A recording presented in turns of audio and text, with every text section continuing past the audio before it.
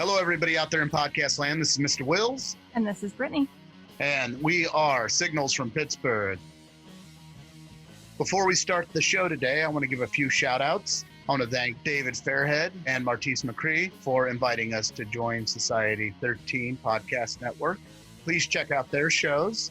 David is at Kettle Whistle Radio and Martise is at The Pop-Off. Both great shows, awesome podcasts, fun guests, great topics. I just listened to a great pop-off episode about the Black Lives Matter movement, and Martise is on there with her husband. She is part of an interracial couple, and they brought up some good points. And it was a very moving and harrowing episode to listen to. And if you're out there, we support Black Lives Matter, and don't give up the fight. We love you all. Also, I want to give a major shout out to my main man, Matt Pifer, for letting us use that awesome track, Mania, for our transitional music. You can check that out on Matt's album, Percolator, available on Spotify. Check out all of Matt's music. Matt and I even have a band together called Omega Pegasus. Our stuff's on there, and we're currently working on new stuff. He makes all the beautiful music, and I sing, so if you think you'd be interested in listening to me sing, you can always just tune me out and listen to his music. He plays everything. He plays drums, he plays guitar, he plays bass, and his brother Ryan also plays drums, but Matt writes everything and I write the lyrics and sing. So shameless self-promotion, but also promoting Matt.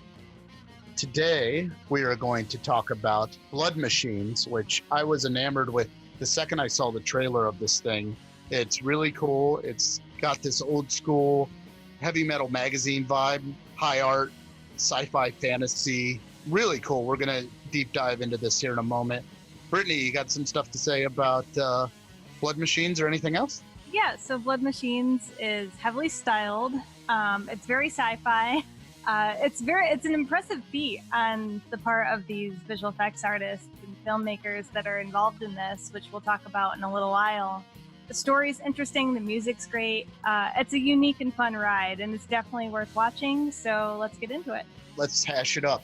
You can watch this on Shudder if you're subscribed to Shudder. A little pandering to Shudder. We need sponsors, Shudder, just saying. But I dig it. It's a 3-episode story, and we're going to unpack episode by episode here. So let's deep dive into it.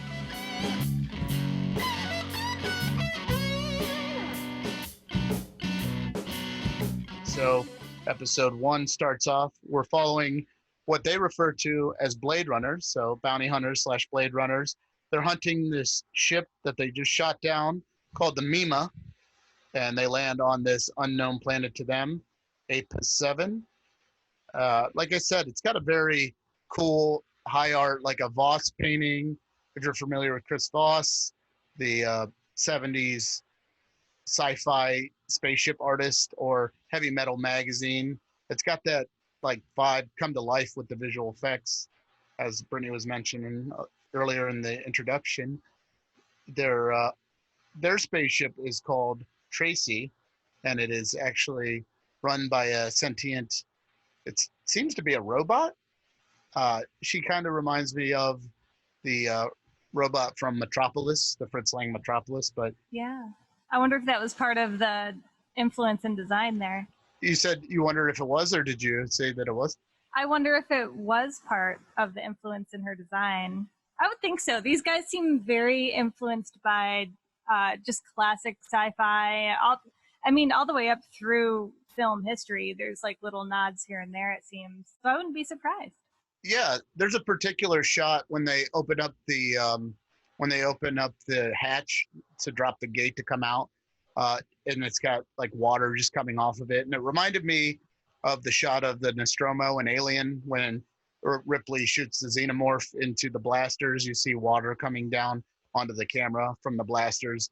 I don't know if it was an intentional nod to that, but I got that from the vibe. What did you dig about the visuals starting out, Brittany?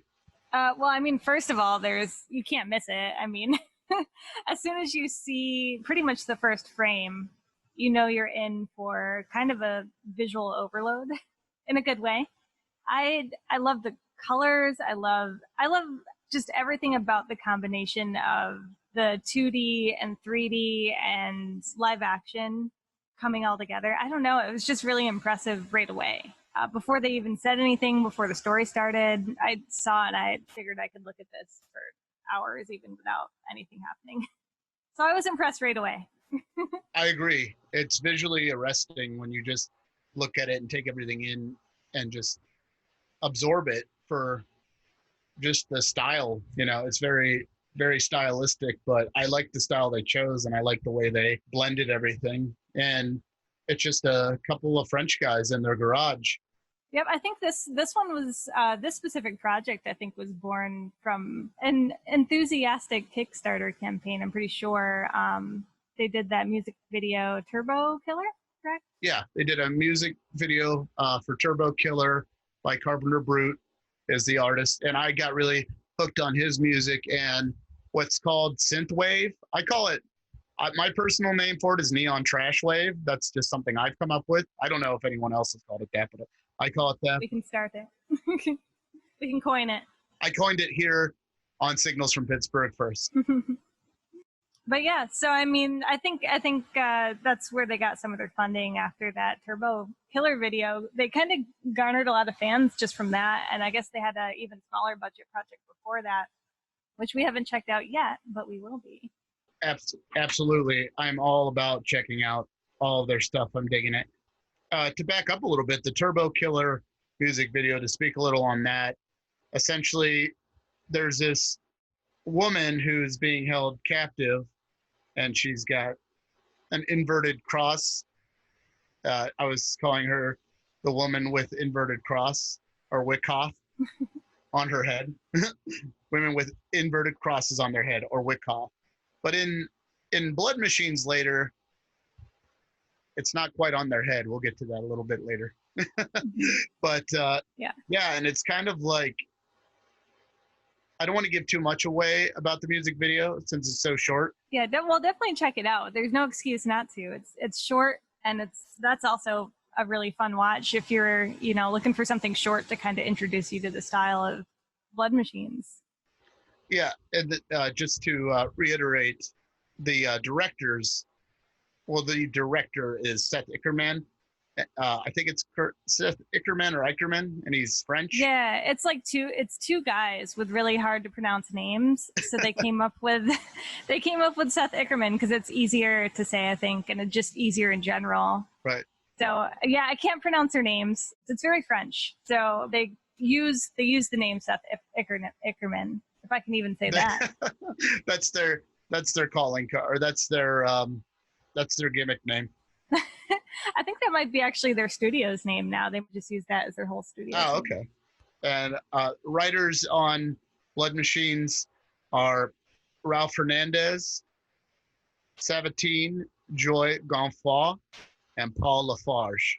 Helps write some of the dialogue just to get the technical out of the way. That's everyone who brought this to life. A little bit about the Turbo Killer video. I'll say one last thing is it reminded me of, if you ever played the video game Burnout. I did. It's just an insane racing game, and it's like Burnout on acid. So yeah, it reminded me of that and a little bit of Twisted Metal, like a combination. Absolutely, I could see that 100%. Bouncing back to episode 1 of Blood Machines, and this episode is titled Mima, and Mima is a reference to the ship. We have 2 Blade Runners. One is Largo, who is the older gentleman, and the other one's name is Vaskin, who is younger. He kind of looks like he reminds me of Benedict Cumberbatch. He looks a little like him. Oh yeah. I mean, he does. He's got a resemblance. Mm-hmm. He's a French actor. His name is Ander Heinrichsen. I'm not sure if he's French or German, but yeah, his name is Ander Heinrichsen, and Christian Eriksen plays Largo. And they're in pursuit for spaceship they shot down. In this world, we come to find out that the spaceships are sentient. They're actually alive. So it crash lands on this planet, Apis 7, and we see this cult of women with their hair dyed red. I refer to them as the Space Witches.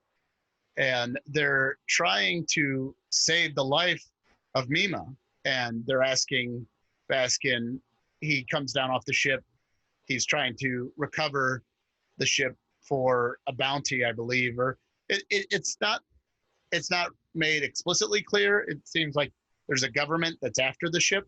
They don't really tell you why, but there's some kind of reward for bringing the ship in, and these women kind of obstruct Vaskin from getting to the ship. So he pulls a gun on them and he, threatens, to kill them. What ends up happening is he ends up mortally wounding the ship, and there is a older woman of the space witches, and she performs a ritual to essentially excise the soul of the Mima. And it's a woman who bursts from the ship. Now her inverted cross is like on her navel. It like covers her lady parts, and it runs across her navel. Conveniently covers her navel parts. And all the women with the red hair bear witness to this. There is a younger woman who was trying to revive her. Her name is Corey, and she's the one that tries to reason with Vaskin, but it's too late. He kills her.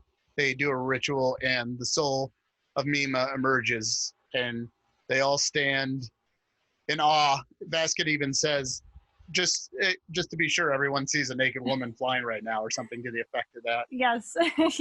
he's very clear. Yeah, it's almost redundant. It shows you how out of touch this guy is. I thought it was pretty funny. Yep.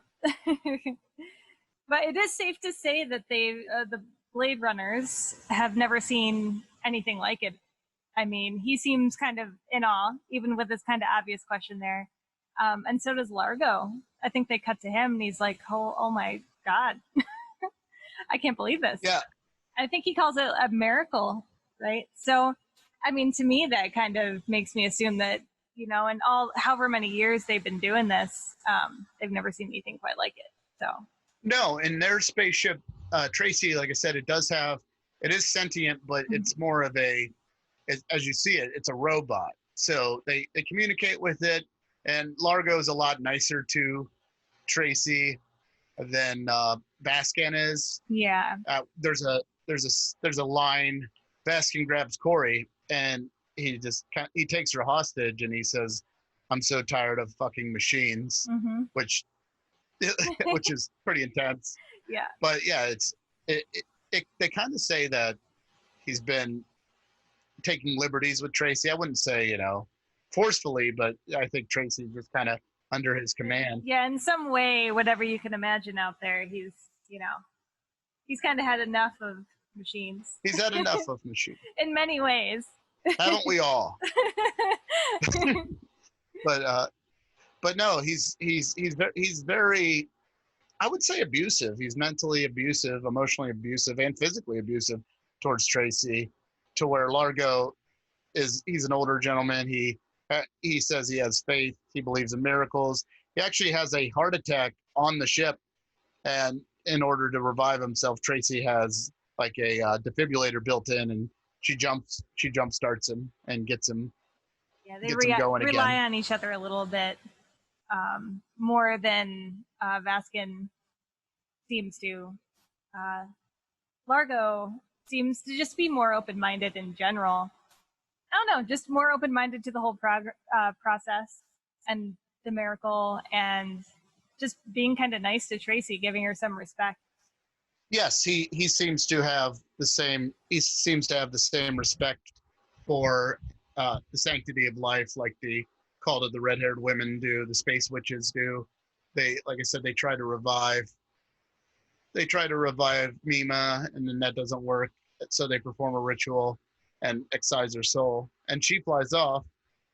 And before that, though, it's interesting because Corey drinks fuel, which I thought was weird, but it kind of like a Mad Max thing, I mean, I know they don't necessarily drink fuel, the gasoline, but I liked it. It kind of gave a whole new, different dynamic to their characters. It's like, yeah, well, I think it's part of their ritual too. I think in order for her she has some sort of like connection, it seems, to the ship in helping extract the entity from it. And I don't know if she has to drink like the fuel or the blood of the ship in order to be able to help it get out. But I mean, it does kind of come back later in an interesting way. But to me, it seemed, I wasn't sure at first why she was drinking the fuel. But I think there was a reason for it, and maybe we'll see. Yeah, that's a very good point, because it's kind of like a blood ritual, but instead of blood, she drinks fuel, and which is essentially the blood of the machine, hence blood machines. So it's right there in the title. And yeah, she does have definitely a strong connection with Mima, and we will get into that later. So Vaskin ends up kidnapping Corey, taking her on their ship, and they get a call in from their commander asking what the status is, and they say, you know, the entity has escaped and they're tracking it now. Like you said, Largo called it some kind of miracle, and they track the entity of Mima, and they take off into space to locate where she has gone and roll credits. Is there anything you'd like to add about episode 1? So during the ritual is really, I think, for the first time in the first episode where you really hear the music and sound design come together with what you're seeing. So you get a lot of you don't get a whole lot of music before that. That's where the music really kicks in, I noticed. And even the sound design of when they're extracting the entity, you can hear it kind of like moaning and whining as they're trying to extract her.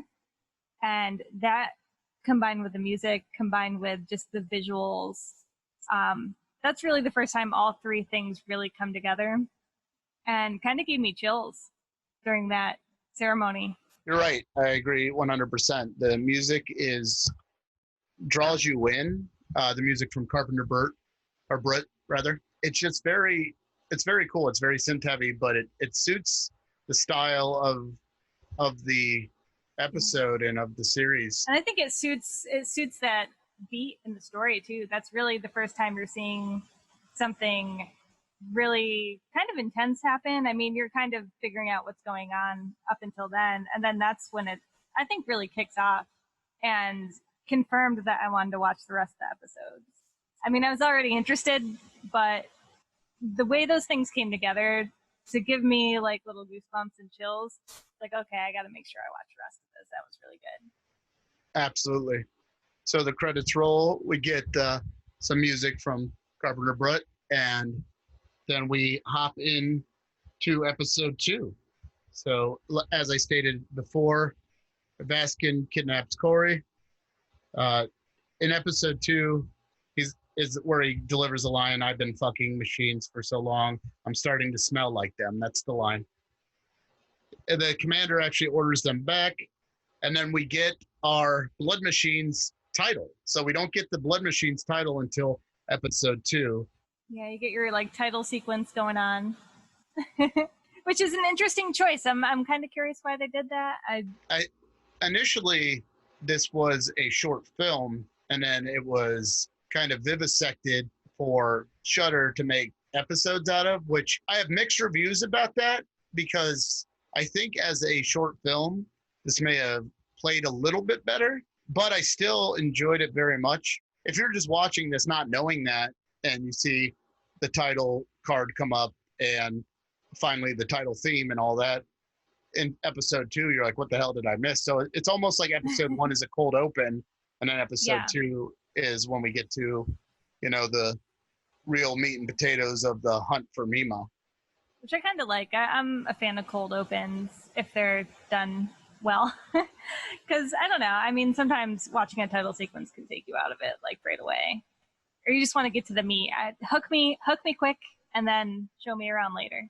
I am exactly the same way with that. If you give me a hook, if you give me a mystery, or we're going to go do this, or, you know, give us our characters, give me the exposition up front.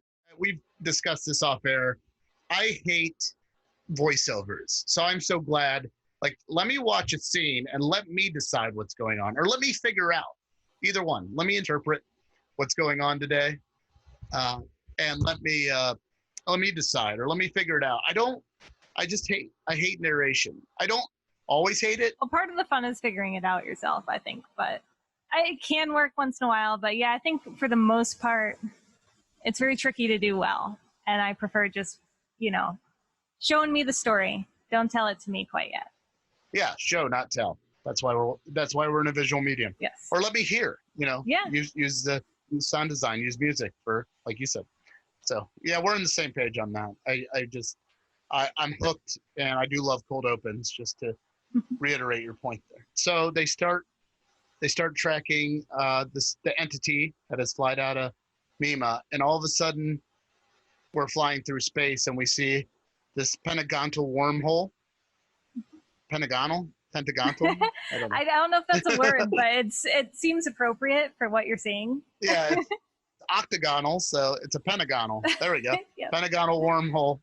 It's like a wormhole / warp hole. Yes. And they just fly through it. And that's where we get a lot of our main title theme, where you were talking before, where they kind of blend the visuals with the music. And it reminded me of Stanley Kubrick 2001, where he goes through the wormhole and that, with the obelisk and all that. Comes out the other side a different man or entity. Yeah, exactly. So yeah. Yeah. But it was calling back to that, or, your hyper jump from Star Wars, or even Star Trek. Yeah, it's like a combination. I feel like the visuals are almost a combination of like all three of those things. It didn't look like any one of them.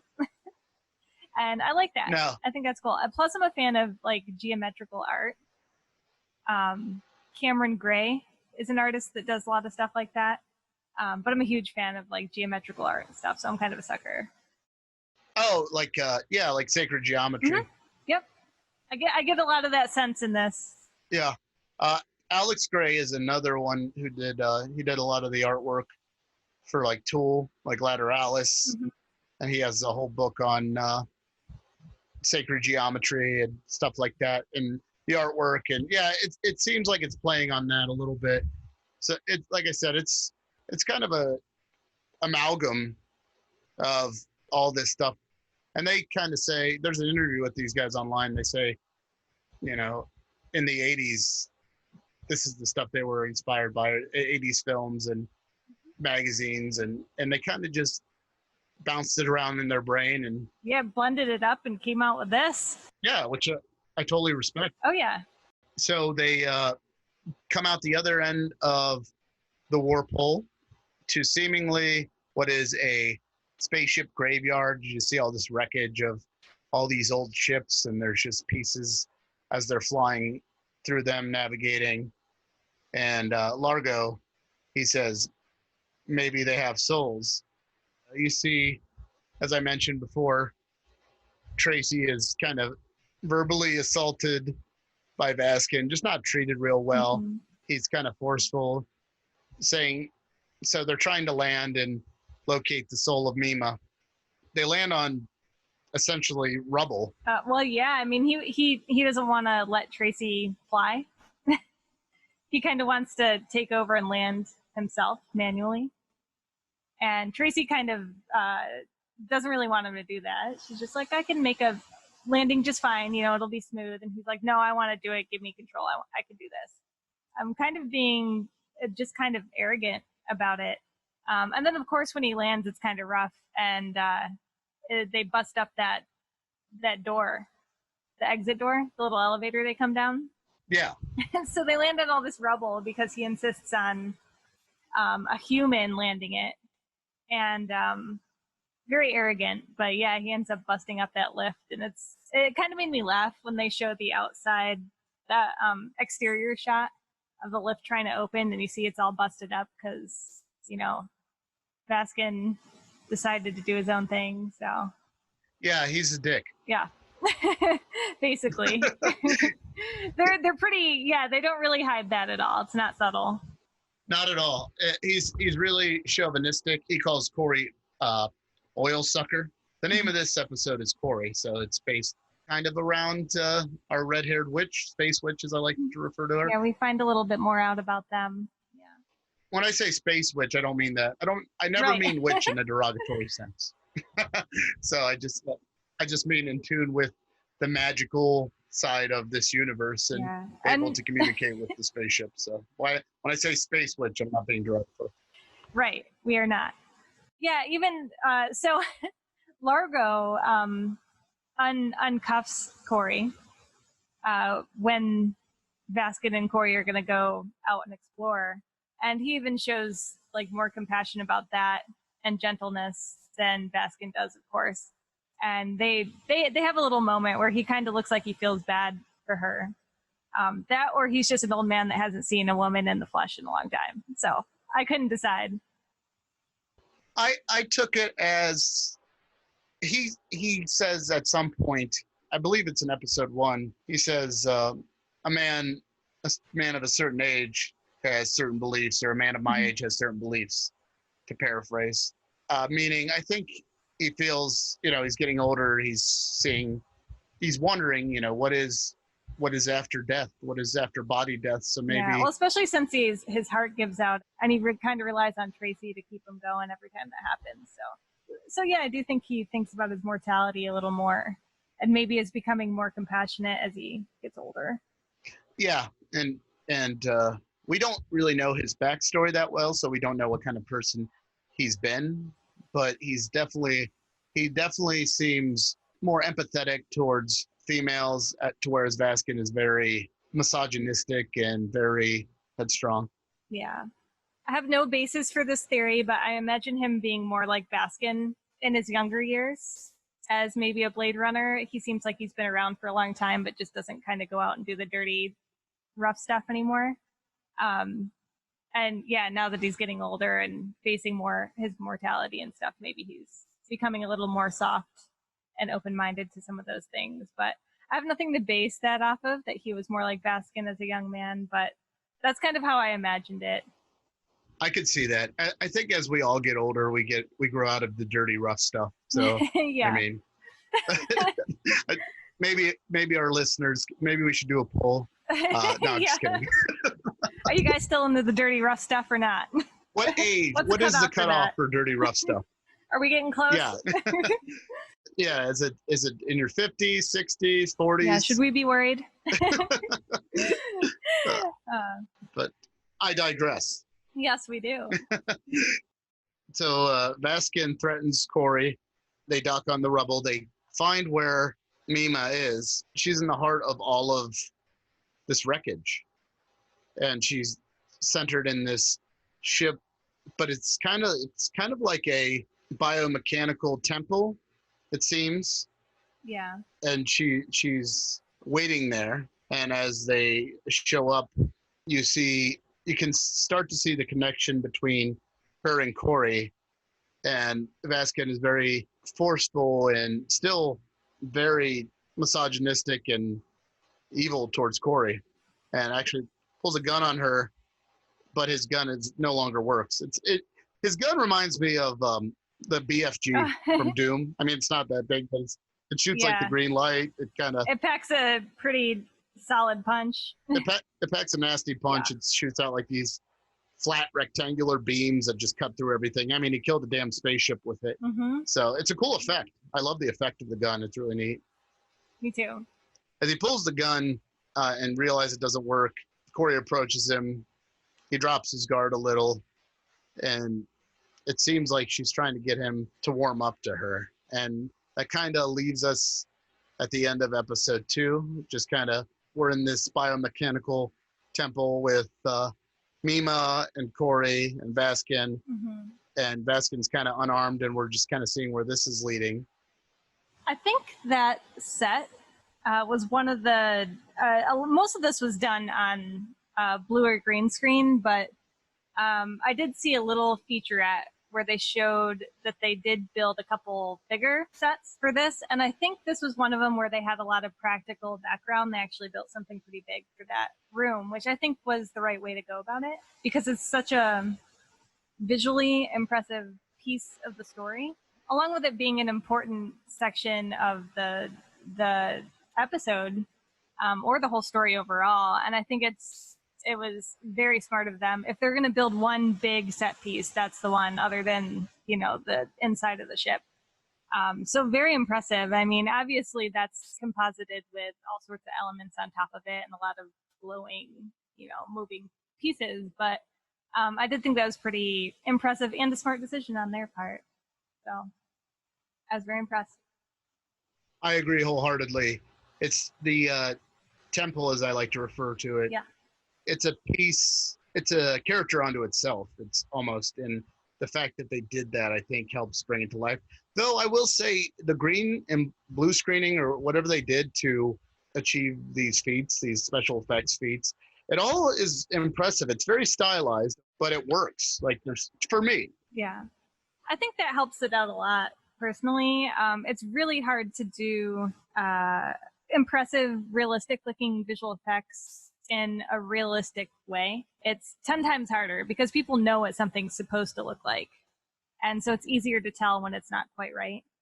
So something so stylized like this, it's perfect for visual effects on a smaller budget because it's kind of an alien world. Like, you don't really know what anything's supposed to look like, so there's nothing you can kind of pick out that looks wrong.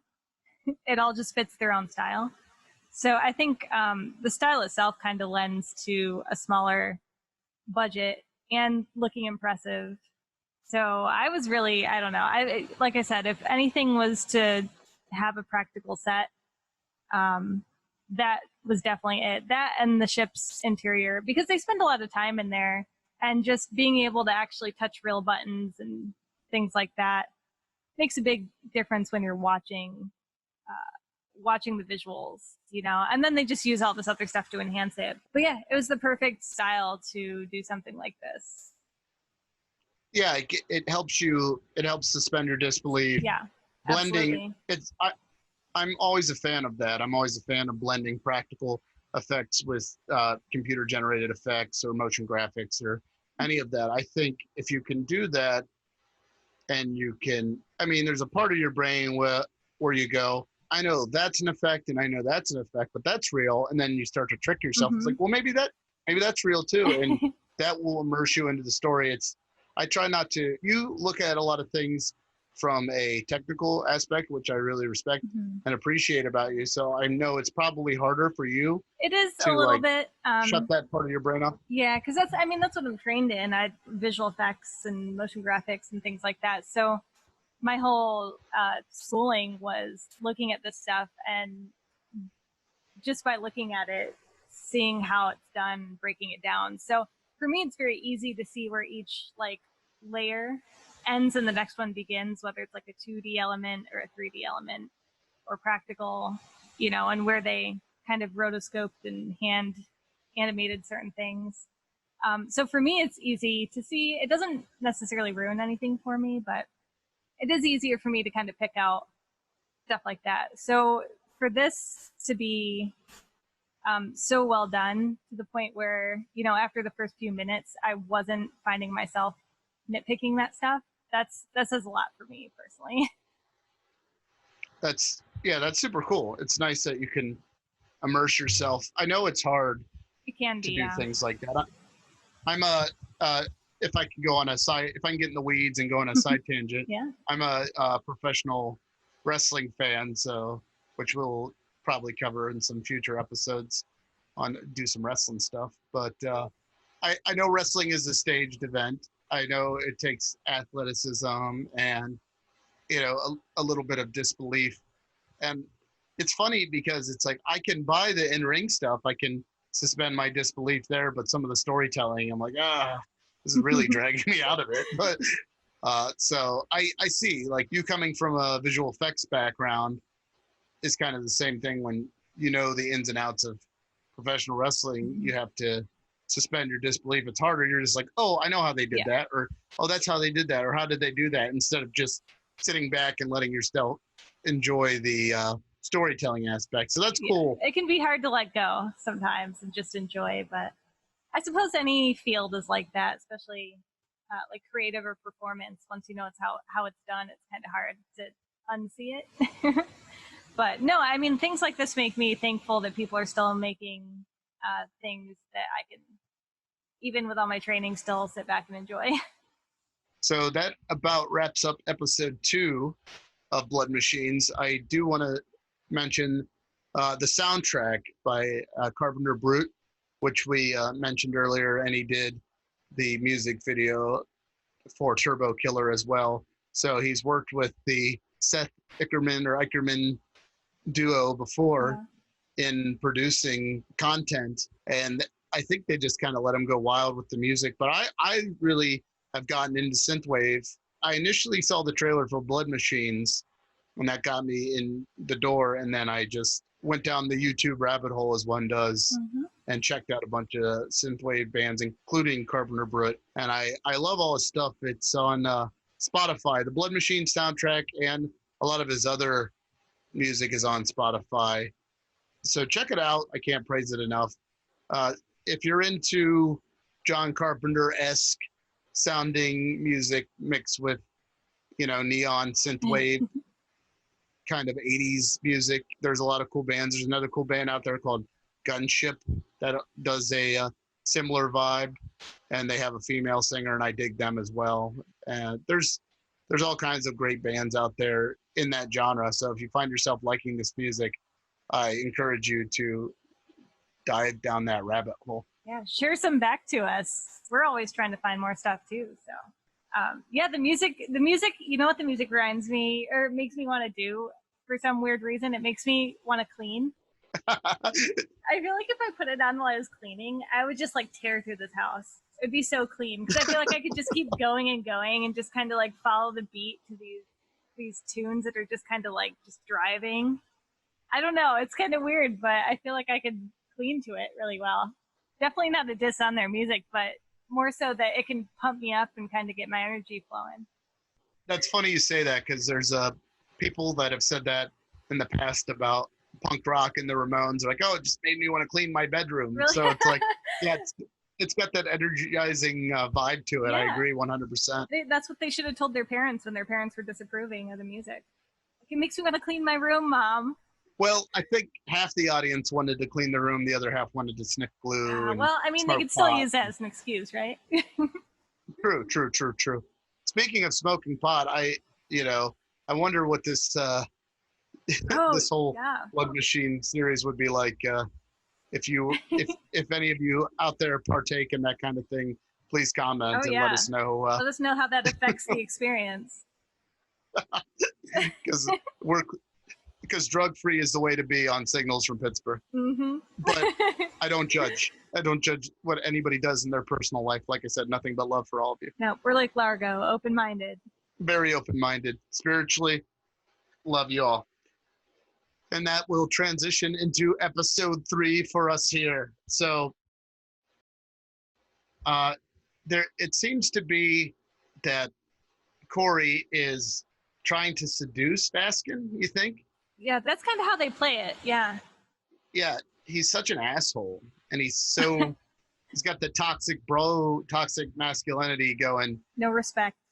And she tries to loosen him up a little bit and maybe seduce him, and then she asks him, don't you know how to treat a woman? Something to that effect. Yeah, about being more gentle, and of course he's not, but yeah, he actually assaults her. He fucking hits her, and yeah, it's pretty hard to watch. I know it's a part of fiction, and I know it's just a little thing, but I don't like men abusing women. It's hard to watch.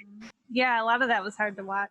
Yeah, I mean, it reinforces his character, that's for sure. It does. It reinforces that he's an asshole. Doesn't make you like him. Not at all. But then actually the entity Mima joins in and kind of relaxing him, and she sneaks up behind him while Corey's in front of him, and they get him to drop his guard. Corey gets his gun away from him, and then she gets it to work and just blasts a hole right through him. Like she just obliterates him, essentially. Something about that temple, they have more control over all sorts of stuff like that, because he tried to shoot her. Wasn't working. When they're ready to go at him, he's in their space now, so playing by their rules. Yeah, absolutely. And he tried to shoot her. At one point, he tries to leave, too, through the pentagonal door, and it just zipped him right back in. So there was no escape for him. And then after they seduce him, blam, blam, they shot him down. But and obviously, Largo's on the ship. He's tracking what's going on. He goes to try to save him, and then Tracy essentially shuts him down, and he kind of threatens to hurt Tracy, and Tracy says, you know, you've never raised your hand at me as long as you've been on the ship. Yeah, it was a bit of a sad moment. I mean, that she does, it shows that she does feel for him and care for him, because she just does try to stop him from leaving. She doesn't want anything to happen to him, I think. Yeah, and it seems the directors are kind of, I mean, not kind of, they're overtly saying no violence towards women. Women are equal. Respect women. You know, I think one of the main themes of this, it seems, respect the sanctity of womanhood, respect the sanctity of life. What I took away from this, I should say, is it's very pro spirituality, easy for me to say. Yeah. Tongue-tied today. And it's very, I wouldn't say pro-feminism, but it's pro-woman. And I love that. I love that message of it, because, you know, women are the givers of life. They carry children, they bring them into this world.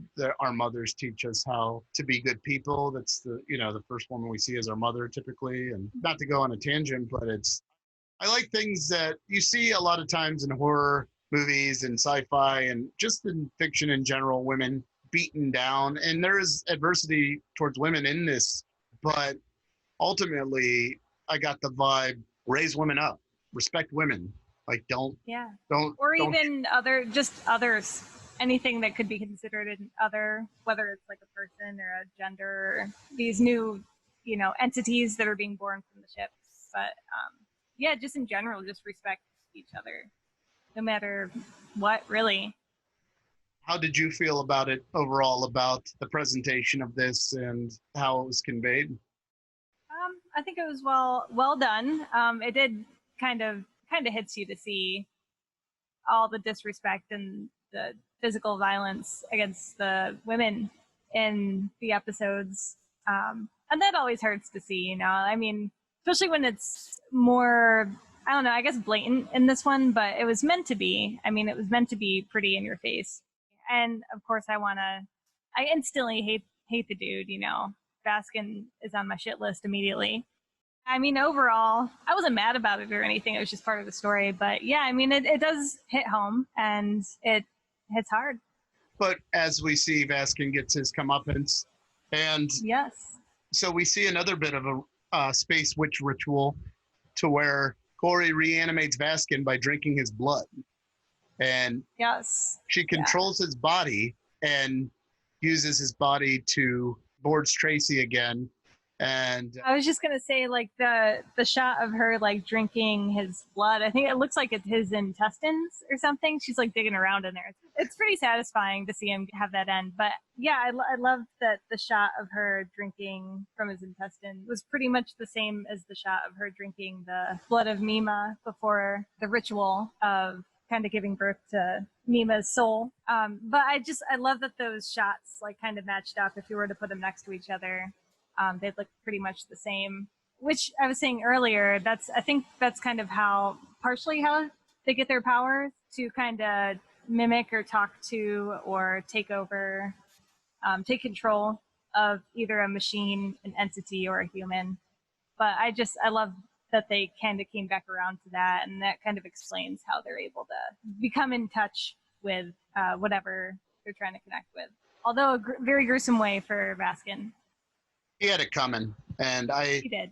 That's a very good point, where she does drink his blood out of, it looks like his small intestine, to possess his body to get him to reboard Tracy. Mm-hmm. So he's got this giant, I mean, it's a fairly good sized hole through his stomach.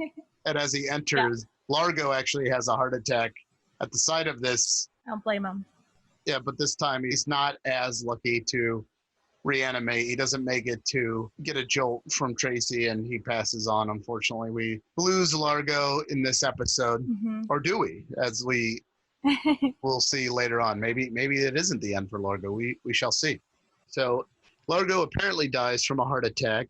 Corey uses Vaskin's body to call the commander to the spaceship graveyard, and you start seeing Corey commanding the wrecked ships and pulling the souls out of the ships. So we see more female entities approach with the inverted cross covering their lady parts and their navel. They rise up, and there's dozens. There's just dozens of nude women flying.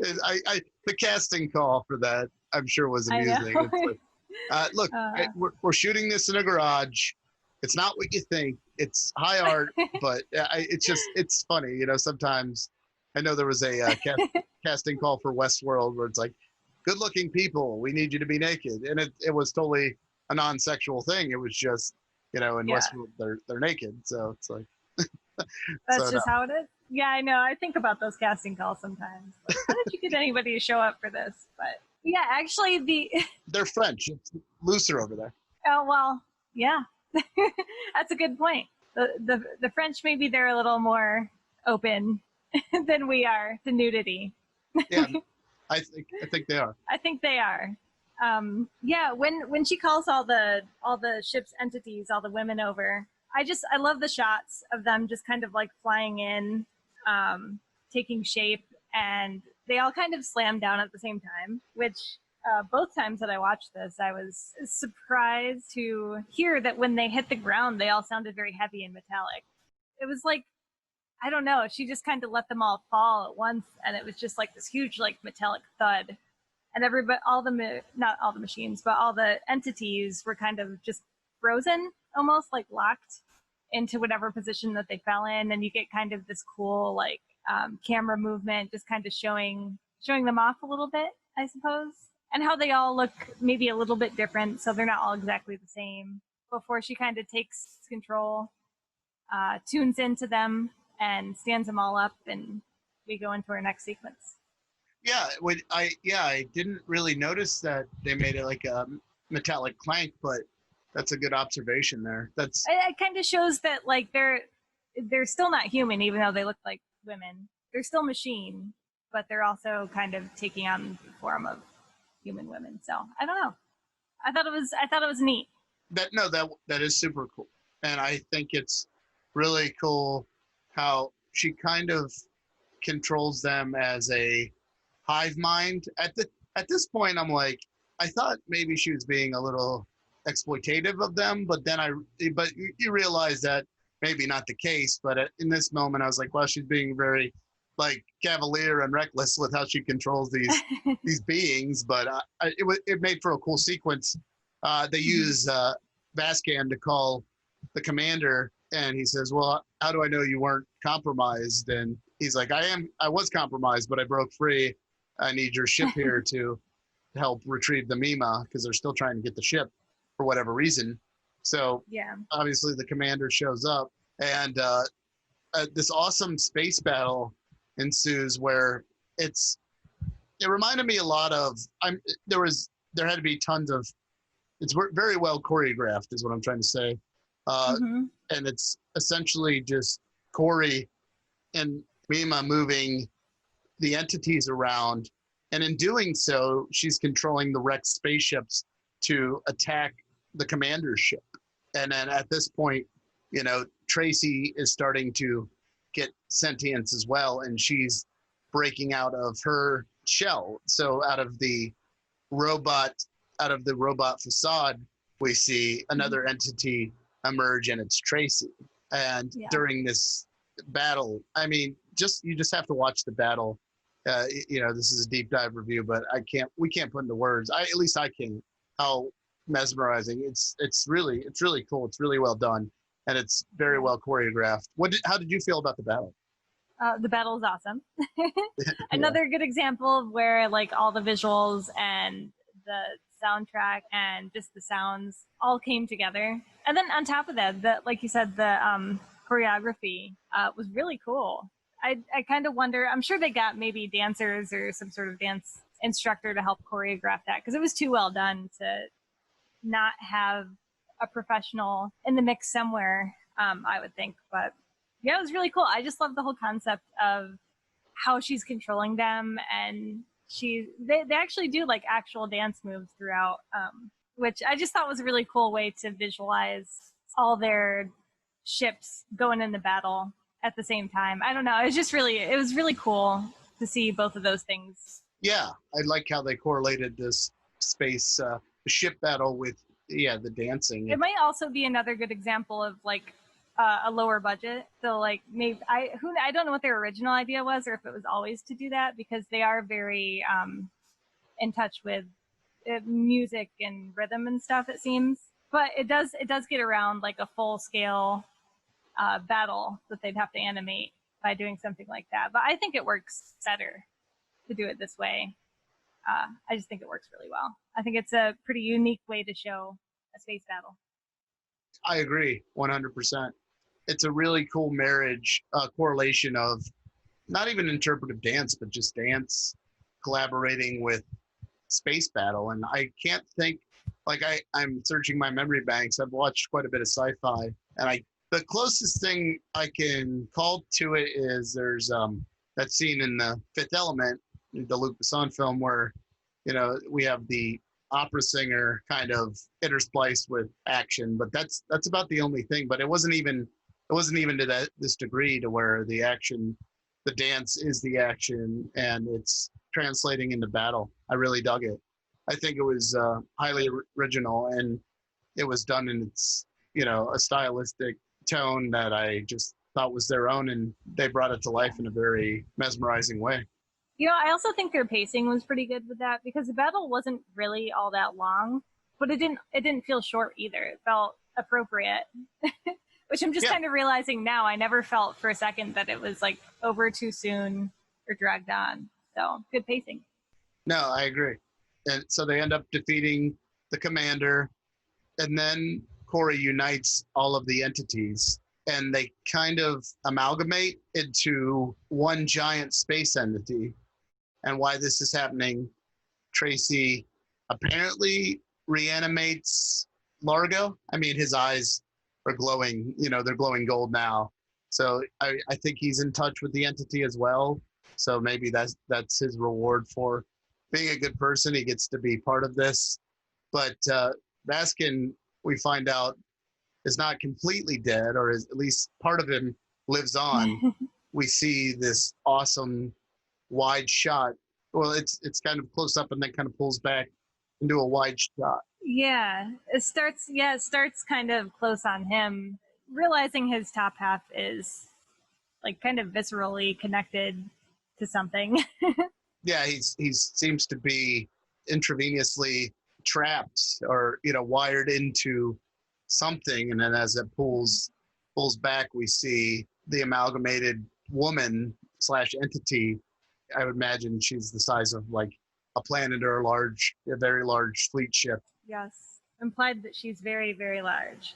And he's trapped in the heart of the entity, and obviously to his horror, it's like, now this is your hell. This is what you get. Well, kind of like reversing it, right? Like all these entities were kind of forced and stuck inside these ships to, kind of sit back and do what their captain said and just kind of serve. But now he's kind of the heart of the ship, not in a good way, but he's stuck in this ship, forced to just kind of stay there and observe things that are going on, and he's not going anywhere. Yeah, he is at the whim of the entity. So yes, exactly. That's a very good point. Definitely worse than death, which I'm totally okay with for him. Finally got what he deserved.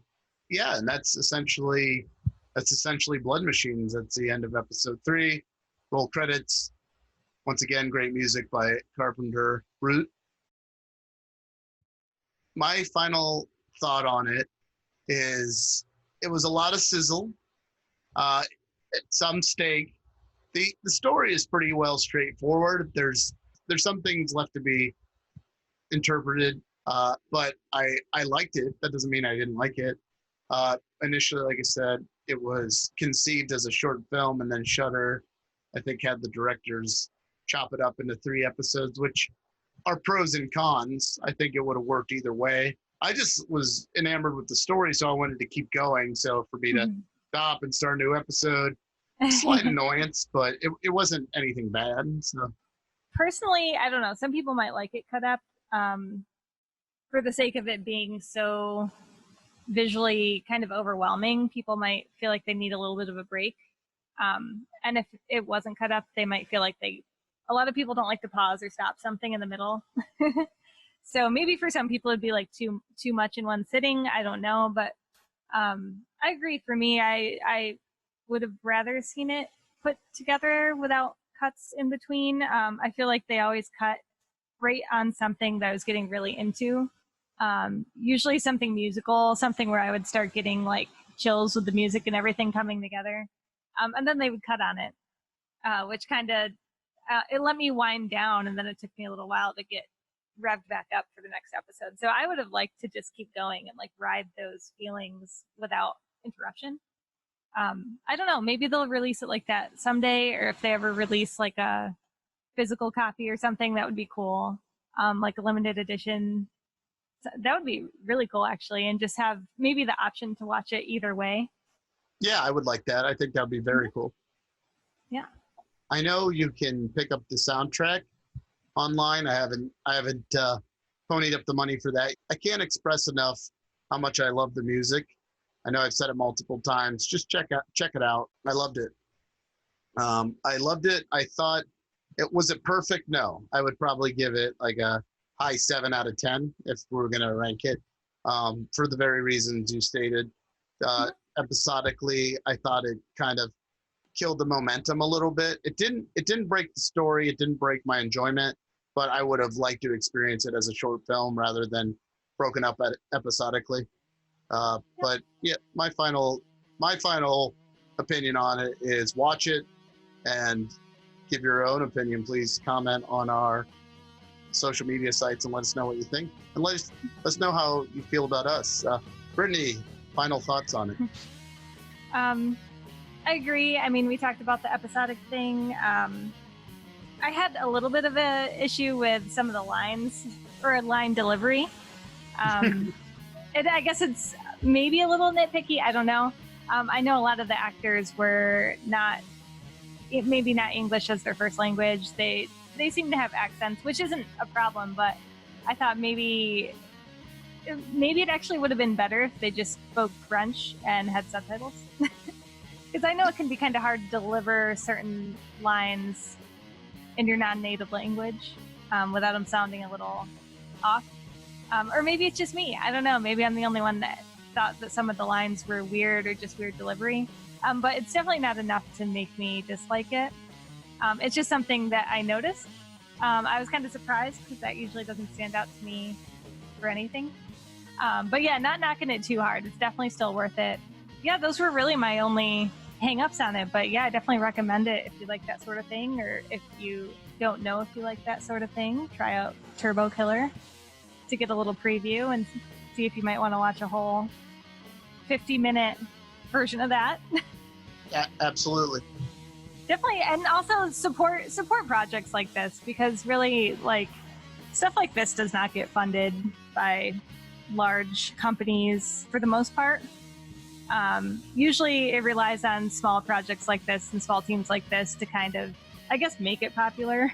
This was mostly crowdfunded. This was all if not 100% crowdfunded, it was mostly crowdfunded off Kickstarter. No, but yeah, it wasn't like huge. It wasn't huge names or companies like, jumping to do projects like this, because I just don't think that they see the value in it quite yet. But it's up to little projects like this and supporting smaller studios and smaller projects and things that are more unique that may or may not always pan out. But supporting that sort of stuff kind of gets it more funding in the future for other people to try and do similar things, or just other people to be able to do more high art or more high creative type projects that are maybe a little different or not mainstream yet. So support your small projects. So you say check it out. Definitely watch it. Well said. I agree. Yeah, sometimes, we could sit here and we can nitpick. We didn't like it.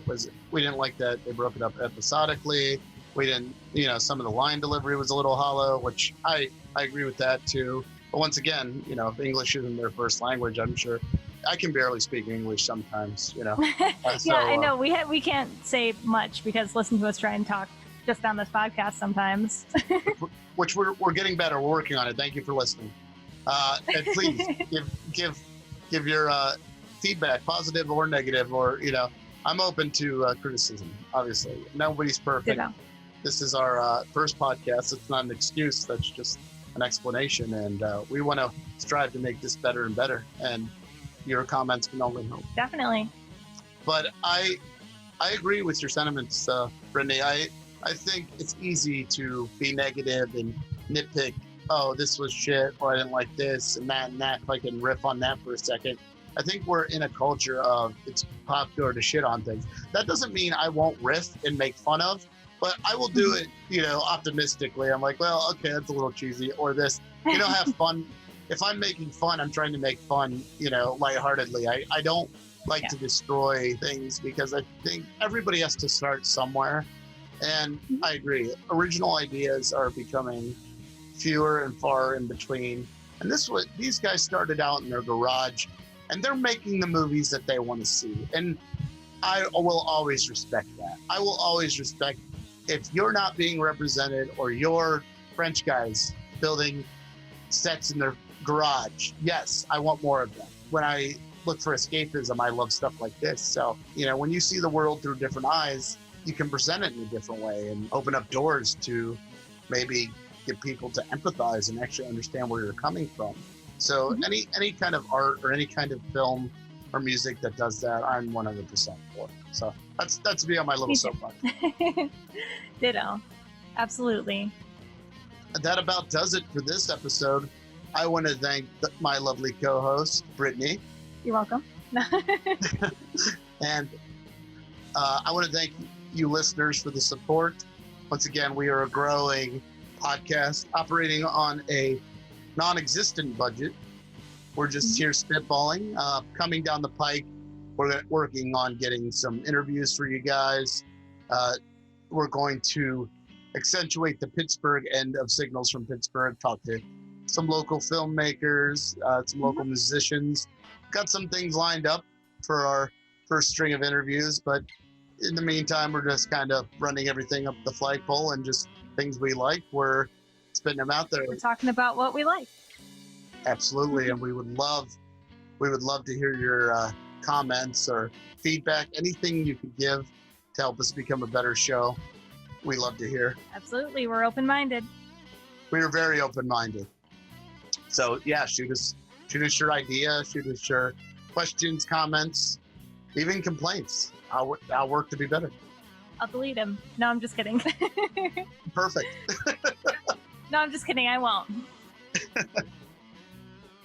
Once again, thank you very much, Brittany, for this lovely episode. I want to thank our listeners once again. Thank you to David Fairhead and Martise McCree and all of the lovely podcasts at Society 13. This has been Signals from Pittsburgh, signing off.